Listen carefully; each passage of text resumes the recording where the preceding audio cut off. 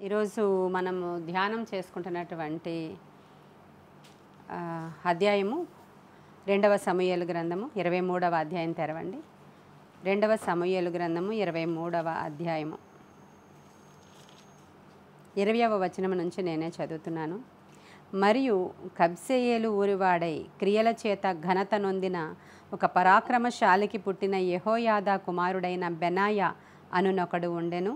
అతడు మోయాబీయుల సంబంధులకు ఆ ఇద్దరు శూరులను హతము చేసెను. మరియు మంచు కాలమున బయలువెడలి బావిలో దాగియున్న ఒక సింహమును చంపివేశెను. ఇంకను అతడు సౌందర్యవంతుడైన ఒక ఐగుప్తీయుని చంపెను. ఈ ఐగుప్తీయుని చేతిలో ఈటె ఉండగా బెనాయా దుడ్డుకర్ర తీసుకొని వాని మీదకి పోయి వాని చేతిలోని ఈటె ఊడలాగి దానితోనే వాని చంపెను. ఈ కార్యములు యెహోయాదా కుమారుడైన బెనాయా చేసినందున ఆ ముగ్గురు బలాఢ్యులలో అతని పేరు పొంది ఆ 30 మందిలో ఘనుడాయెను. మరియు మొదటి ముగ్గురితో సమానుడు కాకపోయెను. దావీదు అతనిని అతని సభికులలో ఒకనిగా నియమించెను. దావీదు దగ్గర చాలామంది అనుచరులు ఉన్నట్లు మనకు తెలుసు. వాళ్ళందరి గురించి కూడా మనం మాట్లాడుకుంటూ ఉన్నాం. 30 మంది అంటే అందరిలో కూడా ఒక 400 మంది ఆయన వెనకాల ఒక సైన్యం. ఫస్ట్ అదుల్లాము గుహలో ఉండగా 400 మంది. ఆ తరువాత నేను మీతో చెప్పాను 1000 మంది, ఆ తరువాత 1,00,000 మంది, ఆ తర్వాత 2 లక్షల వరకు రాజు అయిన తర్వాత ఆయన సైన్యాన్ని సమకూర్చుకున్నట్లుగా మనకు తెలుసు. అయితే మొదట వచ్చినటువంటి 30 మంది యోధులు అన్నమాట. ఆ 30 మంది పేర్లు కూడా మీకు ఇక్కడే దొరుకుతుంది. ఇప్పుడు 2వ సమూయేలు గ్రంథం 23వ అధ్యాయము 24వ వచనం స్టార్టింగ్ చూడండి. ఆ 30 మంది ఎవరనగా యోవాబు సహోదరుడైన ఆషాయేలు అనే దగ్గర స్టార్ట్ అయింది మీకు. ఇప్పుడు అవన్నీ చదవలేము మనం, చాలా పేర్లు ఉన్నాయి, 30 పేర్లు చదవాలి. వాళ్ళల్లో ఊరియా కూడా ఉంటాడు. వీళ్ళందరూ కూడా మొత్తం 37 మంది అక్కడ మనకి లిస్ట్ కనిపిస్తుంది. వీళ్ళల్లో ఒకడే బెనాయా. ఇక్కడ ఈ 37 మందిలో కూడా మరలా ముగ్గురు చాలా ప్రాముఖ్యమైనటువంటి వ్యక్తులు. ఆ ముగ్గురు ఎవరంటే నిన్నటి దినాన మీకు నేను షిమి గురించి చెప్పాను కదా. వాళ్ళల్లో షిమిని చంపేస్తాను అని చెప్తారు ఇద్దరు, యోవాబు అభిషై. వాళ్ళిద్దరూ ఈ థర్డ్ పర్సన్ మన బెనాయా. వీళ్ళ ముగ్గురులో కూడా చాలా ప్రముఖుడు ఈ యొక్క బెనాయా. ఈ బెనాయా అనేటువంటి వ్యక్తిని గురించి ఈరోజు మనం ధ్యానం చేసుకుందాం. ఎందుకంటే దావీదు యొక్క అనుచరులలో ప్రాముఖ్యమైన 30 మందిలో వారిలో ఇంకా ప్రాముఖ్యమైన ముగ్గురులో ఈయన యొక్క ప్లేస్ ఏంటి, ఈయన దేవుడు ఎలా హెచ్చించాడు, ఎందుకు ఈయన గురించి కొన్ని మాటలు, చాలా మాటలు రాసున్నాయి కదా ఆయన గురించి, ఈయన యొక్క బ్యాక్గ్రౌండ్ ఏంటి, ఈయన ఏం చేశాడు, అసలు ఏం చేయడం ద్వారా ఈయన ప్రముఖుడయ్యాడు, దావీదు యొక్క సభికులలో ఒకడిగా ఎంచబడ్డాడంటే దావీదుకి పర్సనల్ అసిస్టెంట్గా కూడా ఈయన తర్వాత కేవలం దావీదు అంగరక్షకుడుగా లేదంటే సభికులలో ఒకడుగా పర్సనల్ అసిస్టెంట్గా ఈయన బెనాయా ఉన్నాడు. కాబట్టి ఈయన ఎవరు, ఏ ఊరి వాడు ఈయన అనేటువంటి ఇంట్రడక్షన్ మనం ఇందాకే చదివాం 20వ వచనములో. కబ్సెయేలు ఊరివాడే క్రియల చేత ఘనత నొందిన ఒక పరాక్రమశాలికి పుట్టిన యెహోయాదా కుమారుడైన బెనాయా. ఒక పరాక్రమశాలికి ఒక బిడ్డ పుట్టాడంట. ఆ బిడ్డ పేరేమో యెహోయాదా అంట. ఆ యెహోయాదా అనే వానికి ఒక బిడ్డ పుట్టాడంట. ఆ బిడ్డ పేరు బెనాయా. అంటే తాత, తర్వాత తండ్రి, తర్వాత కుమారుడు. 3 జనరేషన్స్ ఇక్కడ రాశారు. కానీ మొదటి జనరేషన్లో ఉన్న తాతగారి పేరు రాయలేదు. తాతగారి పేరు రాయకుండా ఆయన యొక్క గుణలక్షణాన్ని రాశారు అక్కడ. ఆయన ఎట్టివాడంటే పరాక్రమశాలి, గొప్ప పరాక్రమశాలికి పుట్టాడు ఒక ఆయన. ఆయన పేరు యెహోయాదా. ఆయన ఎవరంటే యాజకుడు అని రాయబడి ఉంది ఇక్కడ.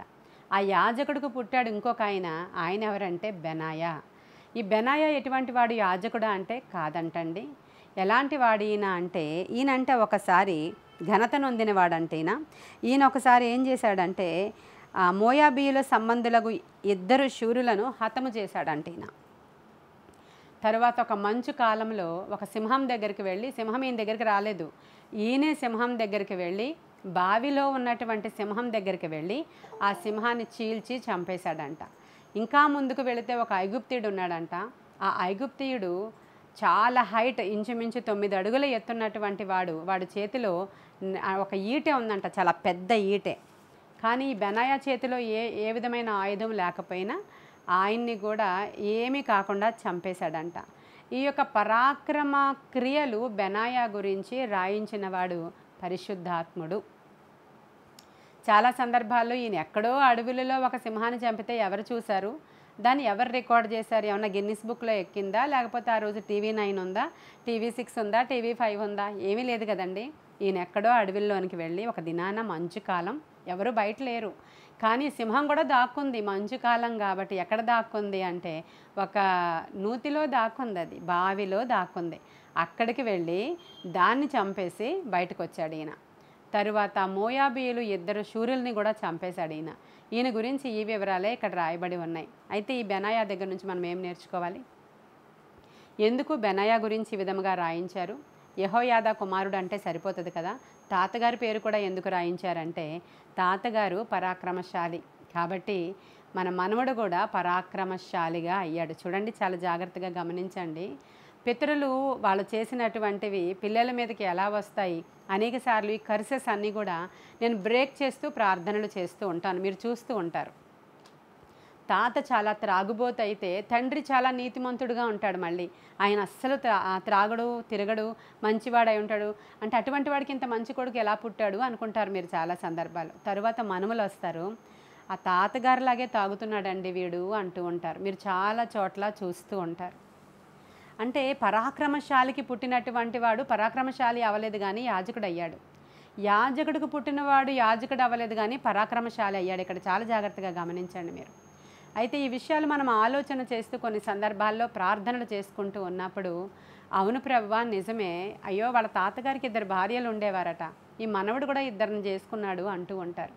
తాతగారు వారసత్వం వచ్చింది వీడికి అంటూ ఉంటారు.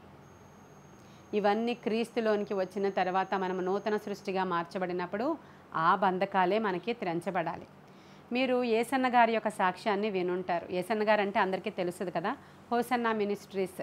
యేసన్న గారు తెలియని వాళ్ళు ఎవరు ఉండరు, క్రైస్తవులు అనబడిన వాళ్ళు. యేసన్న గారి సాక్ష్యం మీరు అందరూ వినే ఉంటారు, యూట్యూబ్లో కూడా ఉంది అది. ఆయనకి తాతగారు ఉన్నారు, ఆయన పేరు పోతురాజు అని చెప్పి ఆయన సాక్ష్యంలో చెప్పారు.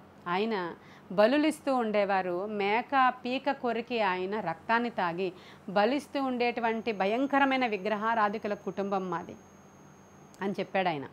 ఆయన తర్వాత ఆయన కుమారుడు పుట్టాడు. ఆయన చాలా సాధు జంతువు, ఆయన ఏమీ చేయలేదు కానీ ఆయన ఒక రైస్ మిల్ ఓనర్. ఆయన మంచిగానే ఉన్నారు. ఆ తరువాత జనరేషన్లో పుట్టినటువంటి ఆ కుమారుడికి పుట్టిన పిల్లలందరూ ఒకరి తర్వాత ఒకరు చనిపోతూ ఉన్నారు. కారణం, ఏదైతే ఆయన బలులు ఇచ్చారో ఆ యొక్క దేవత అవ్వచ్చు, దయ్యం అవ్వచ్చు, ఎవరైతే వీళ్ళు పూజించారో అవన్నీ కూడా పిల్లలందరూ చనిపోతూ ఉన్నప్పుడు మన యేసన్న గారు పుట్టడం జరిగింది. మిషనరీ హాస్పిటల్లో పుట్టిన కారణంగా యేసన్న గారిని అక్కడ ఫాదర్ దగ్గరికి తీసుకుని వెళ్ళి తల్లి ఆయన దగ్గరికి తీసుకుని వెళ్ళి పుట్టిన బిడ్డని ఇలా చూపించినప్పుడు ఈయన పేరు యేసన్న అని పేరు పెట్టారంట ఆయన. అయితే పేరైతే పెట్టారు కానీ వీళ్ళు ఏమీ రక్షణ పొందుకోలేదు, మారు మనసు పొందుకోలేదు, బాప్తిస్మాలు పొందుకోలేదు. వాళ్ళ పద్ధతుల్లో వాళ్ళు వెళుతూ ఉన్నప్పుడు ఈయనకి చాలా మైండ్ అంతా పాడైపోయి ఒక పిచ్చివాడు తిరిగినట్లుగా, ఒక మైండ్లెస్ వాడు తిరిగినట్లుగా, ఒక హైపర్ యాక్టివ్ పిల్లవాడు తిరిగినట్లుగా అలా వీధులలో బడి తిరుగుతూ అనేకమైన గొడవలు తెస్తూ అసలు ఇంట్లో నుంచి పారిపోతూ ఆ దయ్యము ఆ అబ్బాయిని ఎలా ఈడ్చుకుని పోయిందో, అలాగే అతను ఏదైతే రక్తం త్రాగాడో వాళ్ళ తాత, అదే రక్తము ఆయన నోట్లో నుంచి కక్కుతూ ఎలాంటి పొజిషన్లో ఉన్నప్పుడు దేవుడు యేసన్న గారిని దర్శించారో మనము చూస్తే తాతల దగ్గర జరిగింది ఇంకా అది వస్తూనే ఉంటుందనే చిన్న సాదృశ్యం మీకు చూపించడానికి, ప్రస్తుతం ఉన్నటువంటి వ్యక్తులనే చూపించడానికి నేను ఇష్టపడుతూ ఉన్నాను. ఇక్కడ మనము బెనాయా స్టోరీ చూసినప్పుడు కూడా పరాక్రమశాలి అయినటువంటి తాతగారి యొక్క లక్షణం మరలా ఈ పరాక్రమశాలికి వచ్చి ఈయన ఎవరు ఏం చేయట్లేదండి. ఈయన బేసికల్గా ఆయన బుద్ధే పరాక్రమం గల బుద్ధి కాబట్టి వెళుతున్నాడు. 2 మోయాబీయులు ఎదురుగా వచ్చారు. వాళ్ళు ఇజ్రాయేలీలు కారు, దీంట్లో ఉన్నవాళ్ళు కారు, వాళ్ళు వీళ్ళకి శత్రువులుగా ఉన్నారు ఆ దినాలలో. కాబట్టి వాళ్ళిద్దరిని ఎంత బలవంతులైనా చంపేశాడు అని రికార్డెడ్గా ఉంది ఇక్కడ. ఇంకా ముందుకు పోతే ఇంకా బలం ఎటువంటిదంటే, ఇంకా పరాక్రమం ఎలాంటిదంటే ఈ బెనాయా సింహాన్ని కూడా చీల్చేశాడు అని రాయబడి ఉంది. ఇంకా ఎలాంటి పరాక్రమవంతుడంటే ఐగుప్తీయుడిని కూడా చంపేశాడు అని రాయబడి ఉంది. ఎందుకు రాయించాడు పరిశుద్ధాత్మ దేవుడు ఇవన్నీ కూడా? తిమోతికి రాసిన పత్రిక ఒకసారి తెరవగలిగితే తెరవండి. మీరు పెన్ను, పేపరు, డైరీ పట్టుకోవాలని నేను కోరుకుంటాను ఎప్పుడు కూడా. తిమోతికి రాసిన 2వ పత్రిక 195వ పేజీ నా బైబిల్లో అయితే, మరి మీరు ఎటువంటి బైబిల్స్ వాడుతున్నారో తెలియదు కదా. తిమోతికి రాసిన 2వ పత్రిక పేజీ నెంబర్ 195, 1వ అధ్యాయము 5వ వచనం చివరిలో చదువుతున్నానండి నేను. పౌలు గారు మాట్లాడుతూ అంటున్నారు, ఆ విశ్వాసము మొదట నీ అవ్వ అయిన లోయిలోను నీ తల్లి అయిన యునేకెలోను వసించెను. అది నీ అందు సహా వసించుచున్నదని నేను రూఢిగా నమ్ముచున్నాను. ఈ మాటలు మాట్లాడుతున్నది పౌలు గారు. ఎవరి కొరకు మాట్లాడుతున్నారంటే తిమోతి కోసం. ఏమని మాట్లాడుతున్నారంటే, మొదట ఈ లక్షణం మీ అవ్వలో కనిపించిందయ్యా. ఆవిడ తరువాత అంటే ఆవిడ ఆవిడ తర్వాత ఆవిడ తల్లి అంటే ఆవిడ కాదు, సారీ, ఎవరు, మన తిమోతి గారికి అమ్మమ్మ, తర్వాత అమ్మ, తర్వాత తిమోతి, ఈ 3 జనరేషన్స్ని చెప్తున్నాడు ఎవరు, మన పౌలు.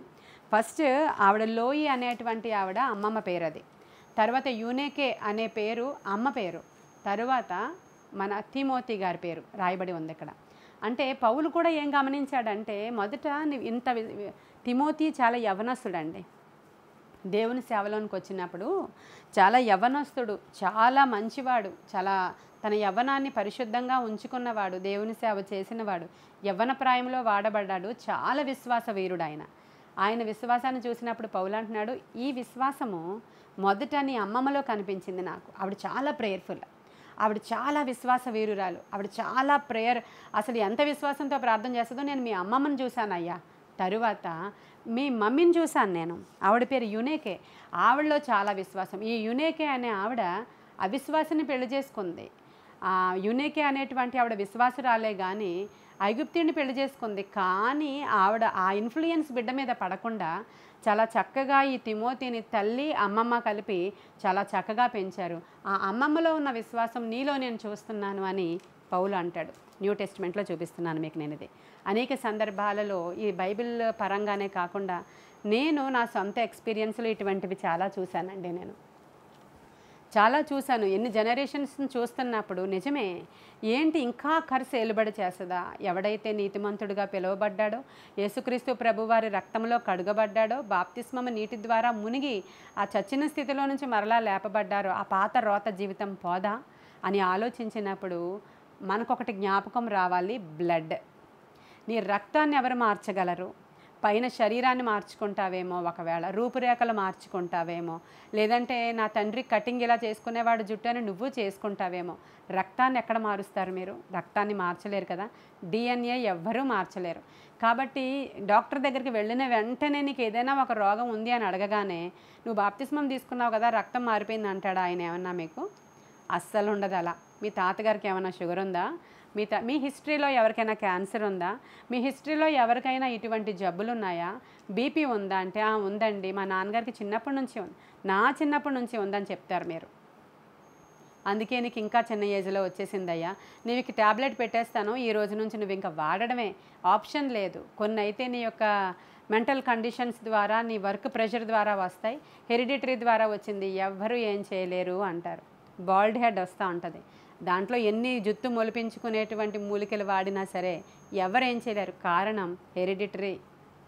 ఆ బ్లడ్లో జీన్స్లో వచ్చిన దాన్ని ఎవ్వరూ తీసివేయలేరు. ఇక్కడ వింటున్నటువంటి మన అందరి జీవితాలలో కూడా అందరూ కూడా అనేక రకరకాల మనము గోత్రాల నుంచి, జాతుల నుంచి, కుటుంబాల నుంచి, వాటన్నిటి నుంచి, అన్ని కమ్యూనిటీ నుంచి వచ్చిన వాళ్ళమే క్రీస్తునందున్నాం ఈరోజు. కానీ మరి మన పైనుంచి వచ్చినటువంటి ఆ కర్స్ ఎలాగా మనము బ్రేక్ చేయాలి? దాన్ని బ్రేక్ చేయాలంటే ఖచ్చితముగా ఉపవాసం ఉండి ప్రార్థన చేయవలసిన అవసరత ఉంది. అన్ని విషయాల కొరకు కూడా మనం ప్రార్థన చేసుకోవాలి. ఈ లక్షణాలు నా బిడ్డలలోనికి రానియకండి అయ్యా అని మనము ప్రార్థన చేసి అడిగినప్పుడు తప్పకుండా దేవుడు మార్చడానికి సామర్థ్యము గలవాడు ఆయన. ఆయన రక్తము నీ బిడ్డలోనికి రావాలి, నీ రక్తములోనికి రావాలి.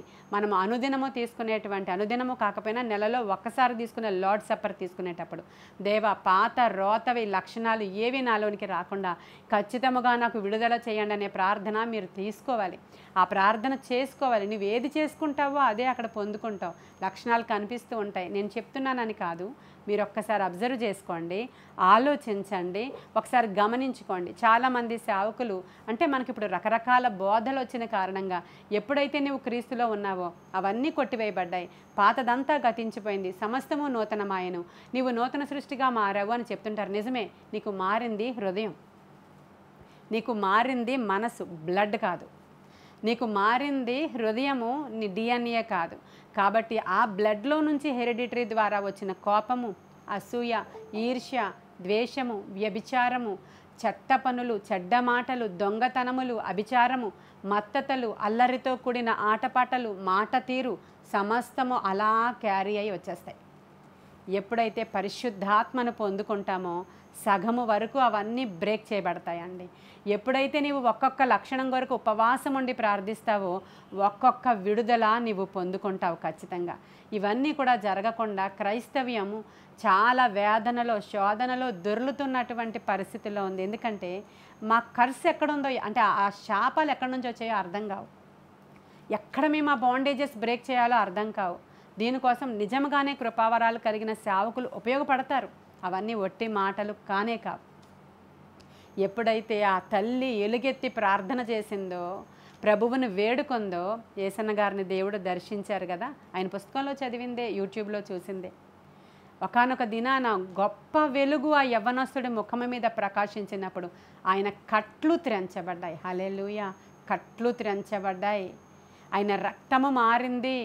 ఆయన క్రీస్తు కొరకు త్యాగము చేసేటువంటి ఒక వీరుడుగా నిలవబడ్డాడు. నాజీరు చేయబడ్డాడు, దేవునికి నాజీరు చేయబడ్డాడు.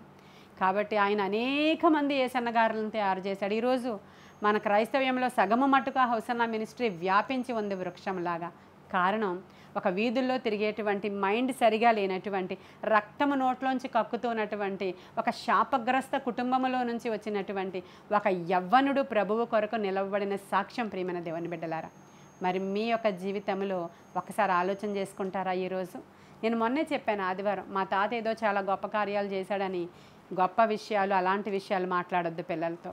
అవన్నీ మంచివి కాదు. ఎవరైనా నీతిమంతులు ఉంటే మీ జనరేషన్లో, దేవుని కొరకు నిలవబడి హతసాక్షులైన వాళ్ళు ఉంటే మీ జనరేషన్లో, దేవుని కొరకు అనేకులను సంపాదించిన వాళ్ళు ఉంటే అప్పుడు గర్వపడండి మీరు. అది కరెక్ట్ అయినటువంటి క్రైస్తవ జీవితం యొక్క బ్యాక్గ్రౌండ్. ఒకవేళ వాళ్ళు ఉండలేకపోవచ్చు, నీవు ఇప్పుడు నీతిమంతుడిగా ఉంటే నీ బిడ్డలు, తర్వాత బిడ్డలు, అవ్వ అయినటువంటి లోయలోను, తల్లి అయినటువంటి యునేకేలోను, తిమోతిలోను పనిచేసిందని చెప్పడానికి మనము వీరులుగా మార్చబడతాం. హల్లెలూయా.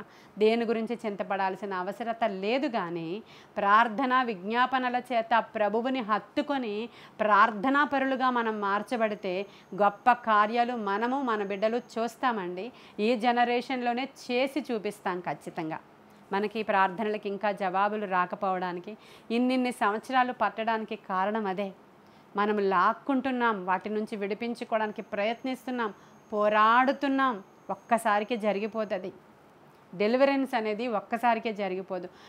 కొన్ని సందర్భాలలో ప్రభువు వారు వచ్చి ఆ దయ్యాలు పట్టిన వ్యక్తి యొక్క ఆ దయ్యాలను విడిపించడానికి ఒక్క మాట పలికితే అవన్నీ పందుల్లోనికి పోయి వాడు అక్కడికక్కడే స్వస్థచిత్తుడు అయ్యాడు. ఎలాగనో ఇలాగే మన జనరేషన్ నుంచి వచ్చిన వాటన్నిటిని విడిపించడానికి ఒక్కొక్కసారి ఒక్కొక్క క్రూసేడ్ ఉపయోగపడుతుంది మనకి. ఒక్కొక్క సభలో ఒక్కొక్కరు విడిపించబడుతూ ఉంటారు.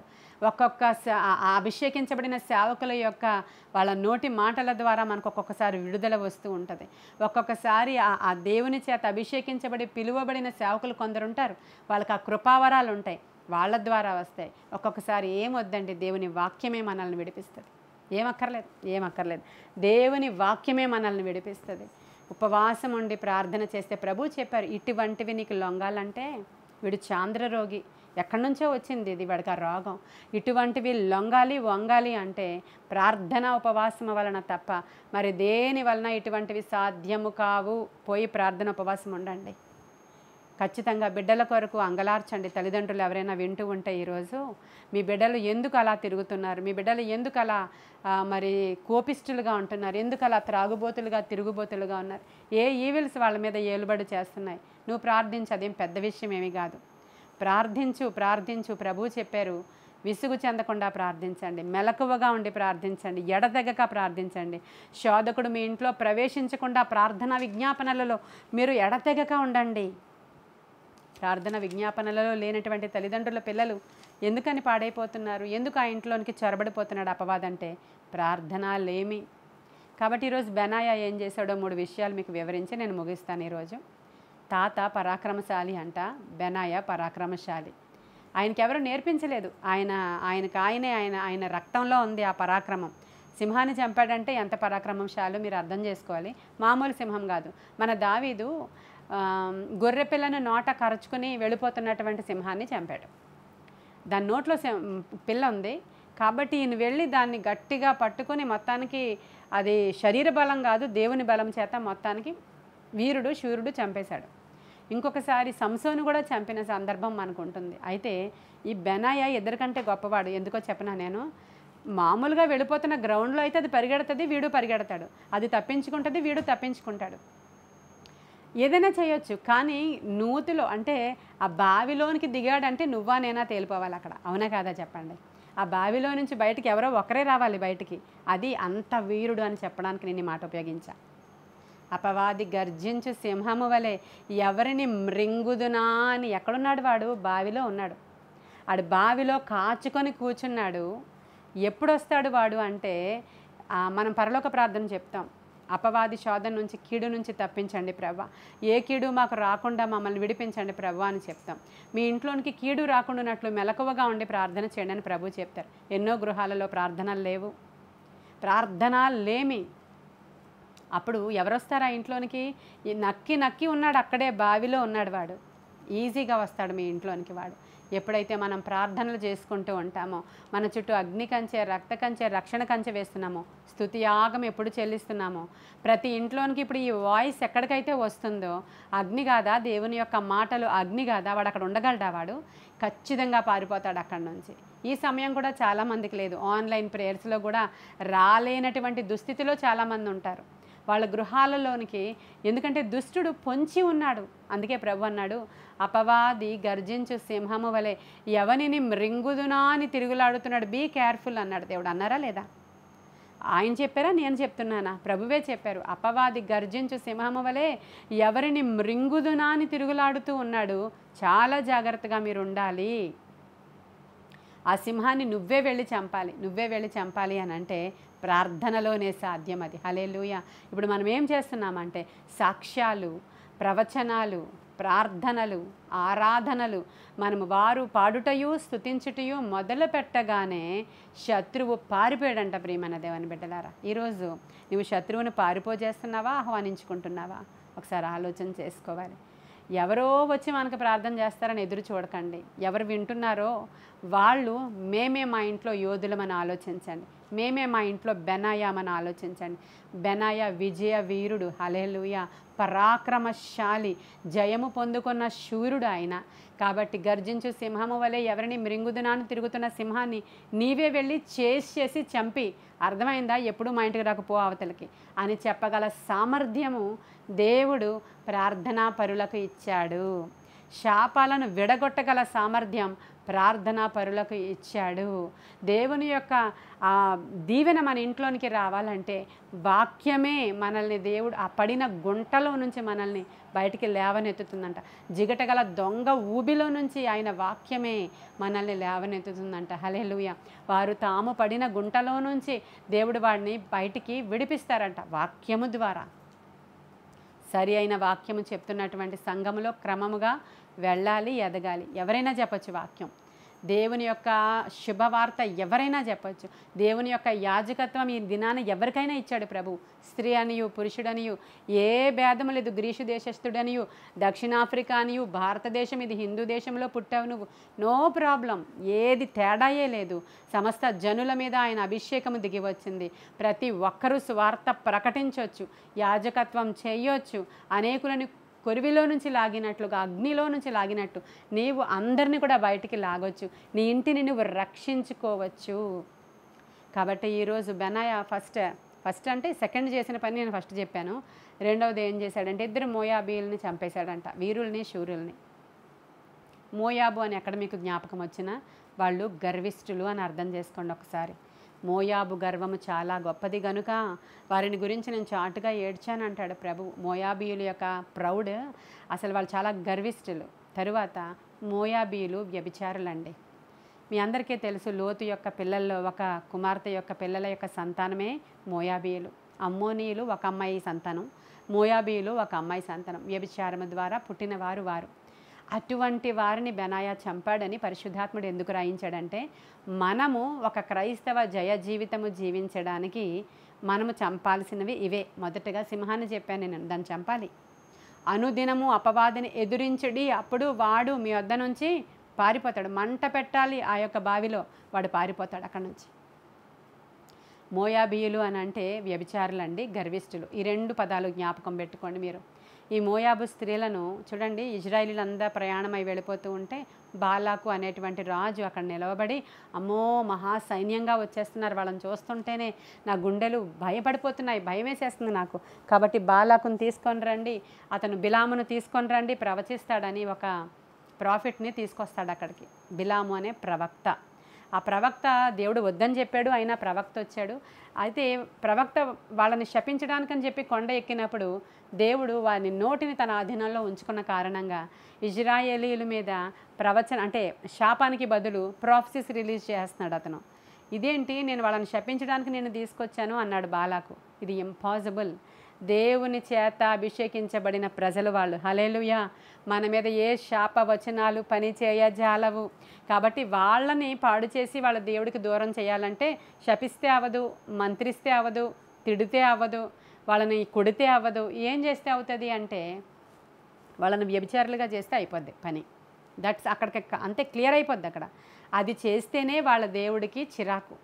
కాబట్టి అది చెయ్యి, వాళ్ళని మోయాబీ స్త్రీలకు ఈ ఇజ్రాయిలీలు వాళ్ళ వైపు చూసేట్టు చెయ్యి, చాలు. వాళ్ళు పాడైపోయినట్లే, వాళ్ళ దేవుడికి కోపం వచ్చినట్లే, వాళ్ళని ఇంక ఎవరు ఏం చేయలేరు. ఇది మాత్రమే వాళ్ళ దేవుడికి ఇష్టం లేని పని అని బాలాకుకి బిలాము ఒక సలహా ఇస్తాడు. అప్పుడు ఈ మోయాబు స్త్రీలందరూ చాలా చక్కగా తయారై, వాళ్ళు అందంగా ఉంటారు, వాళ్ళు చాలా అందగత్తెలు. వాళ్ళు అందము వ్యర్థము, సౌందర్యము మోసకరమనే మాట చాలా జాగ్రత్తగా జ్ఞాపకం పెట్టుకోవాలి. ఈరోజు పెళ్లి సంబంధాలు చూసే విషయాలలో, పిల్లలను చూసుకునే విషయాలలో అందంగా ఉంటేనే కానీ సెలెక్ట్ చేసుకోరు కదా. ఈ విషయాన్ని జ్ఞాపకం పెట్టుకోండి మీరు. అందము వ్యర్థము, సౌందర్యము మోసకరము. ఈ అందమైనటువంటి స్త్రీలందరూ ఇంకా అందంగా తయారయ్యి ఈ ఇజ్రాయేలీల మగవాళ్ళ దగ్గర అటు ఇటు తిరుగుతుంటే ఈ మగవాళ్ళ కళ్ళు తిన్నగా లేక వాళ్ళని చూసిందే చూస్తూ చూసిన తర్వాత వెరీ నెక్స్ట్ ఏమవుతుందంటే పాపంలో పడిపోతారు. చూడడం వరకు ఆగదు, అదే చూశారు, పాపంలో పడిపోయారు. అక్కడికి ఆగిపోలేదండి. సంఖ్యాకాండం ఒకసారి తెరవండి. సంఖ్యాకాండము 25వ అధ్యాయము స్టార్టింగ్ వచనాలు చదువుతున్నాను చూడండి. ఇజ్రాయేలీలు షిత్తీములో దిగి ఉండగా ప్రజలు మోయాబు రాండ్రతో వ్యభిచారము చేయసాగిరి. ఆ స్త్రీలు తమ దేవతల బలులకు ప్రజలను పిలువగా వీరు భోజనము చేసి వారి దేవతలకు నమస్కరించిరి. అట్లు ఇజ్రాయేలీలు బయత్పయోరులో కలిసికొనినందున వారి మీద యెహోవా కోపము రగులుకొనెను. అప్పుడు యెహోవా మోషేతో ఇట్లనెను, నీవు ప్రజల అధిపతులందరినీ తోడుకొని యెహోవా సన్నిధిని సూర్యునికి ఎదురుగా వారిని ఉరితీయము. ఒకసారి ఆ పనిష్మెంట్ చూసారా మీరు? ఏం జరిగిందంట, ఈ మోయాబు స్త్రీలు చాలా అందంగా ఉన్నారు. ఈ గుడుల దగ్గర చాలామంది నిలవబడి చూస్తుంటారు, అమ్మాయిలందరూ తయారై వస్తుంటే. కొన్ని సందర్భాల్లో కొన్ని చర్చెస్ దగ్గర కూడా అమ్మాయిలను చూడడానికే కొంతమంది కుర్రవాళ్ళు ఇదివరకు దినాల్లో వచ్చేవాళ్ళంట. ఇదంతా ఎందుకు అంటే వాళ్ళ యొక్క వ్యభిచార సంబంధమైన కనుదృష్టి అది, ఆ మగవాళ్ళకు ఉన్నటువంటి లోపం అది. కాబట్టి ఈ విషయముగా బెనాయా ఏం చేశాడంట, మోయాబీల్ని చంపేశాడంట. చంపకపోతే నీకు జరిగేది ఏంటంటే భయంకరమైనటువంటి వ్యభిచార సంబంధమైన పాపములో దేవుని బిడ్డలు ఎప్పుడైతే పడిపోతారో, వాళ్ళ చూపు ద్వారా, క్రియల ద్వారా పడిపోయారో వాళ్ళు చచ్చిన వారే, వాళ్ళు ఖచ్చితంగా చచ్చిన వారే. అంతవరకు ఆగిపోలేదట. వాళ్ళు ఏం చేశారంట, మా గుడికి వస్తావా అని అడిగారంట. వీళ్ళకి అట్రాక్షన్ ఎక్కువైపోయింది ఆ అమ్మాయిల మీద.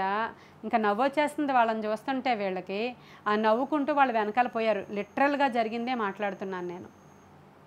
నవ్వుకుంటూ వాళ్ళ వెనకాల పోయినప్పుడు వాళ్ళ దేవతలకి బలులిచ్చి ఆ బలిచ్చిన మాంసముతో చాలా ఏమంటారు రుచికరమైన భోజనాలు వండి మంచి మాంసముతో విందు చేసి మా ఇంటికి భోజనానికి రావా అని పిలిచారంట. వెళ్ళిపోయారు వీళ్ళు. వెళ్ళిపోయి వాళ్ళ దేవతలకి నమస్కారం చేయవా, మరి నన్ను ప్రేమిస్తున్నావైతే నా దేవతను ప్రేమించవా అని అడిగారంట వాళ్ళు. అయ్యో అదెంత పని, నువ్వే కావాలి, నాకు ఇంకేం అక్కర్లేదని చెప్పి వారి దేవతలకు వారు నమస్కరించిరి, వ్యభిచరించిరి, విగ్రహాలకు బలిచ్చిన దానిని భోజనము చేసిరి. దేవునికి ఎక్కడ లేని కోపం వచ్చేటువంటి పాయింట్ ఇది. మరి మీరు మోయాబీల్ని చంపేశారా లేదా? ఈరోజు వినుచున్న వాళ్ళు స్త్రీలే కాదు, పురుషులు కూడా వింటారు కదా ప్రతిదినము నా వాక్యం. ఆ మోయాబు స్త్రీలను చంపేశారా లేదా ఒకసారి ఆలోచించుకోండి. స్త్రీలైతే మోయాబు పురుషులను చంపేశారా లేదా ఒకసారి ఆలోచించుకోండి. వ్యభిచార సంబంధమైన నైజము మొదటగా కాల్చివేయబడకపోతే జయము మన జీవితంలోనికి రాదు. ప్రియమైన దేవుని బిడ్డలారా, ఇది చాలా చిన్న విషయం, ఇది చాలా క్యాజువల్. ఇది ఇంత చిన్నదానికే ఎందుకు అస్తమాను పాస్టర్స్ తెగ చెప్తూ ఉంటారు, అటు చూడనివరా ఇటు చూడనివరా, కళ్ళకి గంతలు కట్టుకొని వెళ్ళాలా? ఈ మాటలు ఎంతమంది మాట్లాడతారంటే, నాకు తెలిసి బహుశా ఇలాంటి వాళ్ళందరూ మీ ఇళ్లల్లో మీ భర్తలు మాట్లాడుతూ ఉండడం మీరు వినుంటారు. అయినప్పటికీ చెప్తూనే ఉండండి, నో ప్రాబ్లం. మనం రక్షించుకోవాలి, మన ఇంటిని మొదట రక్షించుకోవాలి, మొదట మన బిడ్డల్ని రక్షించుకోవాలి. మనం చెప్పినప్పుడు పరిశుద్ధాత్ముడే వారితో మాట్లాడుకుంటాడు. ఇద్దరు మోయాబీల్ని చంపేయాలి ఈరోజు మనం. ఒకటి వ్యభిచారము, రెండవది విగ్రహారాధన. విగ్రహారాధన అంటే కేవలం బొమ్మల్ని మొక్కడం మాత్రమే కాదు, దేన్ని అధికంగా ప్రేమిస్తారో అది తిండి అవ్వచ్చు, త్రాగుడు అవ్వచ్చు, అందం అవ్వచ్చు, లేకపోతే మీ పిల్లలే మీకు విగ్రహాలు అవ్వచ్చు, మీ ఆస్తే మీకు విగ్రహం అవ్వచ్చు, మీ ఇల్లే మీకు విగ్రహం అవ్వచ్చు, మీ కారే మీకు విగ్రహం అవ్వచ్చు. కొన్నిసార్లు ఆ రెండింటిని చంపేస్తే నీవు జయ జీవితం జీవించడానికి అవసరమైన కృప దేవుడు నీకు అనుగ్రహిస్తాడు. ఇంకా మూడవది ఐగుప్తీయుడిని చంపాడంట. ఈ విషయాలు మీకు దినవృత్తాంతాల గ్రంథంలో కూడా దొరుకుతాయి. మీకు ఒకటవ దినవృత్తాంతాల గ్రంథం 11వ అధ్యాయం 22 నుంచి 25 వరకు ఉంటుంది. మీకు రెండవ సమూయేలు గ్రంథం 23వ అధ్యాయం 20 నుంచి కూడా మీకు దొరుకుతుంది. తర్వాత చదువుకోండి. మీరు తర్వాత ఖాళీగా ఉన్నప్పుడు ఇది చదువుకుని ఇంక అంతకంటే ఇన్ఫర్మేషన్ ఎక్కడ ఉండదు, ఆ రెండు చోట్ల ఉంటుంది మనకి. సరే, ఐగుప్తీయుడి దగ్గరికి వచ్చేద్దాం. ఈ ఐగుప్తీయుడు ఎవరంటే చాలా పొడుగరి, చాలా ఎత్తున్నవాడు. ఎన్నో మూరలను రాయబడి ఉంది అక్కడ ఐగుప్తీయుడి గురించి. చాలా పొడుగ్గా ఉన్నాడు అంటవాడు.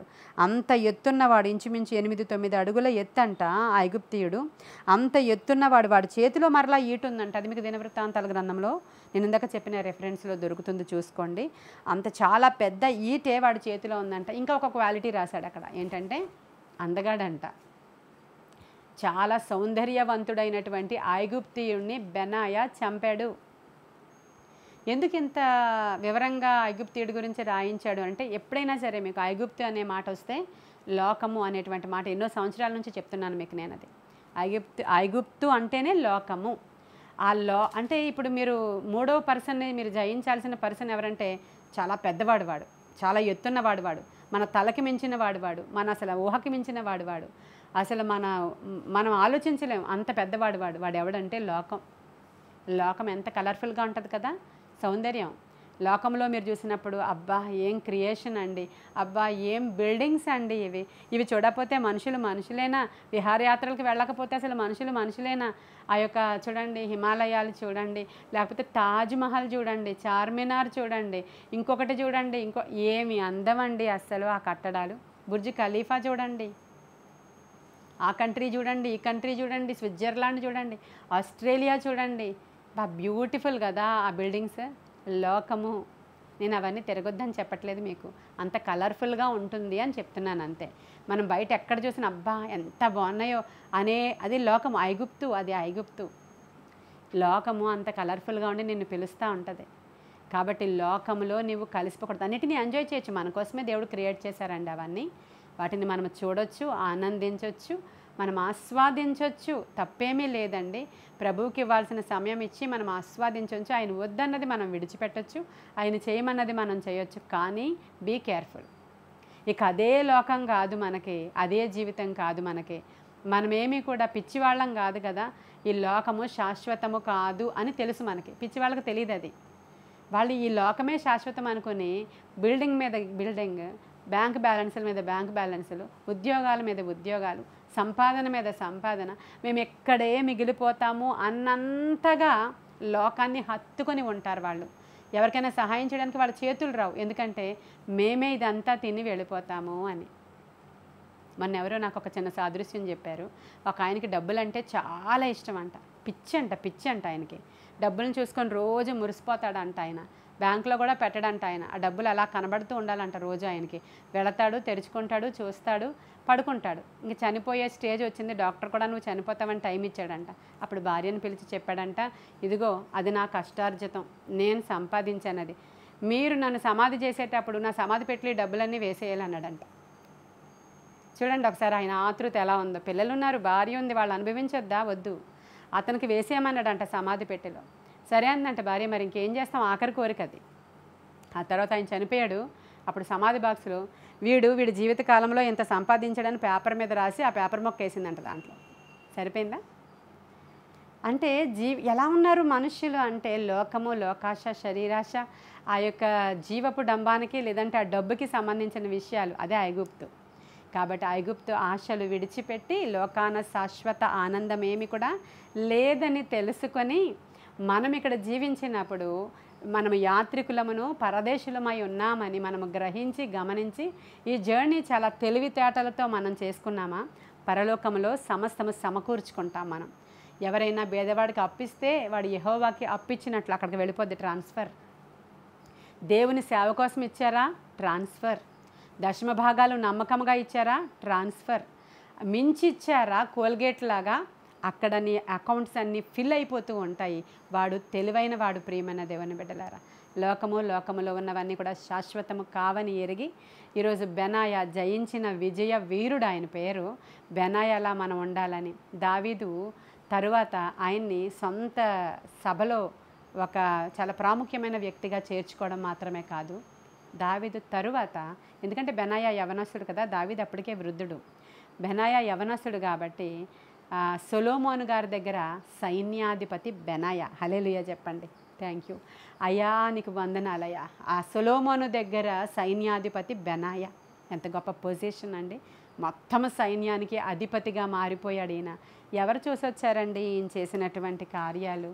మనం కూడా అనేక సందర్భాల్లో దేవుని కోసం ఏమైనా చేస్తాం కదా, ఎవరో చూడాలి అని చాలా ఆరాటపడిపోతూ ఉంటారు. కొంతమంది ఆ పాస్టమ్మ గారు చూస్తేనే తుడుస్తూ ఉంటారు మందిరాన్ని, చూడకపోతే తుడవరు. చూస్తూ ఉంటేనే మందిరానికి వస్తారు. ఈరోజు పాస్టర్ గారు వస్తారు అని అంటే మందిరానికి వచ్చేస్తారు. ఈరోజు పాస్టర్ గారు రారంటే రారు. నేను చూస్తూ ఉంటే, లేదంటే పాస్టర్స్ చూస్తూ ఉంటేనే కొంతమంది అన్నీ మోసేస్తున్నట్లు బిల్డప్ ఇస్తూ ఉంటారు. ఇవన్నీ ఎవరు చూడాల్సిన అవసరం లేదు. బెనాయా సింహాన్ని చంపినట్లు ఎవరు చూడలేదు, కానీ రికార్డ్ అయిపోయింది దేవుని దగ్గర. దేవుడు దేవుడి కొరకు చేసినటువంటి ఏ పనులైనా రికార్డెడ్గా ఉంచుతాడండి. మీరు ఎస్తేరు గ్రంథం చదువుతారు కదా, ఎప్పుడో మొర్దెకై చేసినటువంటి పని ఎప్పుడో జరిగిపోయింది, కొన్ని సంవత్సరాల క్రితం జరిగిపోయింది. మూసేశారు ఆ పుస్తకం. తర్వాత ఎన్నో పేజెస్ రాసేశారు. అయినా ఒక రాత్రి దేవుడు రాజుకు నిద్ర పట్టకుండా చేసి ఆ పుస్తకం తీసుకురండిరా అన్నాడు. వెనక్కి వెళ్ళండిరా అన్నాడు. ఆ వెనకాల పేజీలో ఏముందో చదవండి అన్నాడు. ఎందుకని? దేవుడు నిద్రపోడు. హల్లెలూయా. నీవు దేవుని కొరకు ఏదైనా చేసావా, అది ఆయన మర్చిపోడు. బెనాయాలాగా దేవుని కొరకు శూర కార్యాలు చేసేవారముగా మనము మన పిల్లలు ఉండాలని నేను హృదయపూర్తిగా కోరుకుంటున్నాను. ఈ మాటలన్నీ కూడా దేవుడు మన వెనికిడిలో దీవించును గాక. ఆమేన్, ఆమేన్, ఆమేన్. ప్రార్థన చేసుకుందాం. మహాపరిశుద్ధుడైన తండ్రి, మహోన్నతుడైన దేవ, ఈ మాటలు మా వెనికిడిలో దీవించండి నాయనా. ఈ మాటలు ఎందరైతే విన్నారో వారందరూ అధికముగా ప్రార్థనాత్మతో నింపబడిన వారై, ప్రతి శాప పాపము నుంచి విడిపించబడిన వారై, ప్రార్థనా విజ్ఞాపనల చేత నిన్ను సమీపించి గొప్ప మేళ్లు పొందుకోవడానికి అవసరమైన కృప ప్రతి కుటుంబానికి దయచేయండి, ప్రతి ఇండివిజువల్కి దయచేయండి, వినుచున్న వారందరికీ దయచేయండి. ఆత్మశక్తితో కార్యాలు జరిగించి మీ నామానికి మహిమ తెచ్చుకోండి. బలమైన వర్తమానాలు విత్తబడుచు ఉండగా వ్యర్థం చేసుకోకుండా అయా నాయన మెత్తని నేలలో వాళ్ళు వేసుకొని ఫలించడానికి సహాయం చేయమని నాయన మరొకసారి వినుచున్న వారందరినీ దీవించి ఆశీర్వదించమని ఫలింపచేయమని యేసయ్య శ్రేష్ఠ నామంలో అడుగుచున్నాము తండ్రి. God bless you.